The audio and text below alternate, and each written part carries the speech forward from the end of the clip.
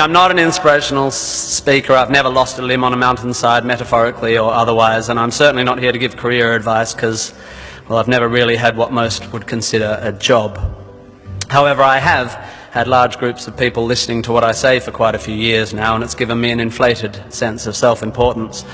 So I will now, at the ripe old age of 37.9, bestow upon you 9 life lessons. 1, you don't have to have a dream. Americans on talent shows always talk about their dreams. Fine, if you have something you've always wanted to do, dreamed of, like in your heart, go for it. After all, it's something to do with your time, chasing a dream. And if it's a big enough one, it'll take you most of your life to achieve, so by the time you get to it and are staring into the abyss of the meaninglessness of your achievement, you'll be almost dead, so it won't matter. I never really had one of these dreams, and so I advocate passionate dedication to the pursuit of short-term goals. Be micro-ambitious. Put your head down and work with pride on whatever is in front of you. You never know where you might end up. Just be aware the next worthy pursuit will probably appear in your periphery, which is why you should be careful of long-term dreams. If you focus too far in front of you, you won't see the shiny thing out the corner of your eye. 2, don't seek happiness. Happiness is like an orgasm. If you think about it too much, it goes away.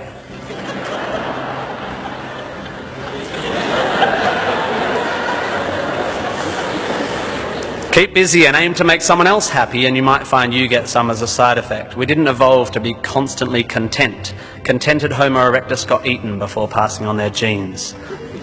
3, remember, it's all luck. You are lucky to be here. You are incalculably lucky to be born. Understanding that you can't truly take credit for your successes, nor truly blame others for their failures, will humble you and make you more compassionate. Empathy is intuitive, but is also something you can work on intellectually. 4, exercise. I'm sorry, you pasty, pale, smoking philosophy grads, arching your eyebrows into a Cartesian curve as you watch the human movement mob winding their way through the miniature traffic cones of their existence. You are wrong and they are right. Well, you're half right. You think, therefore you are, but also you jog, therefore you sleep, therefore you're not overwhelmed by existential angst. You can't be can't, and you don't want to be. Play a sport, do yoga, pump iron, run, whatever, but take care of your body.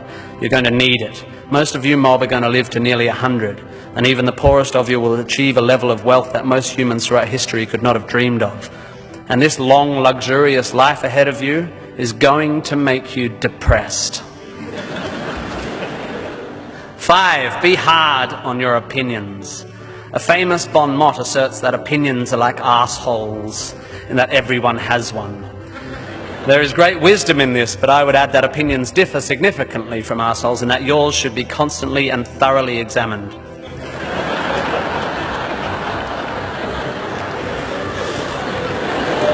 We must think critically and not just about the ideas of others. Be hard on your beliefs, take them out onto the veranda and hit them with a cricket bat.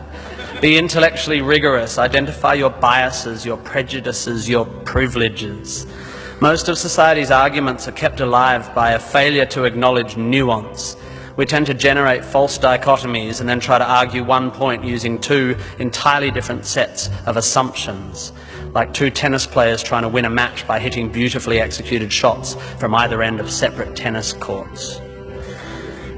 6, be a teacher. Please, please, please be a teacher.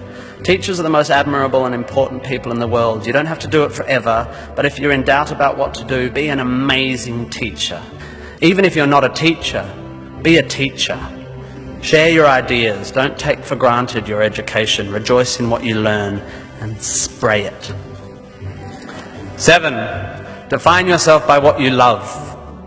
I found myself doing this thing a bit recently where if someone asks me what sort of music I like, I say, well, I don't listen to the radio because pop song lyrics annoy me. Or if someone asks me what food I like, I say, I think truffle oil is overused and slightly obnoxious. And I see it all the time online, people whose idea of being part of a subculture is to hate Coldplay or football or feminists or the Liberal Party. We have a tendency to define ourselves in opposition to stuff. As a comedian, I make my living out of it. But try to also express your passion for things you love.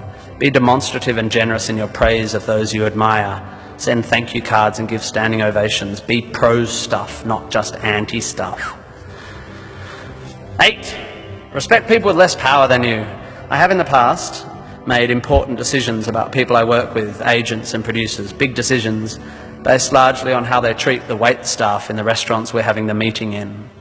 I don't care if you're the most powerful cat in the room, I will judge you on how you treat the least powerful. So there. 9, finally, don't rush. You don't need to already know what you're going to do with the rest of your life. Don't panic. You will soon be dead. Life will sometimes seem long and tough, and God, it's tiring. And you will sometimes be happy and sometimes sad, and then you'll be old, and then you'll be dead.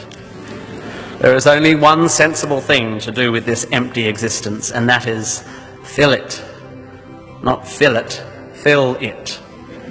Life is best filled by learning as much as you can about as much as you can, taking pride in whatever you're doing, having compassion, sharing ideas, running, being enthusiastic.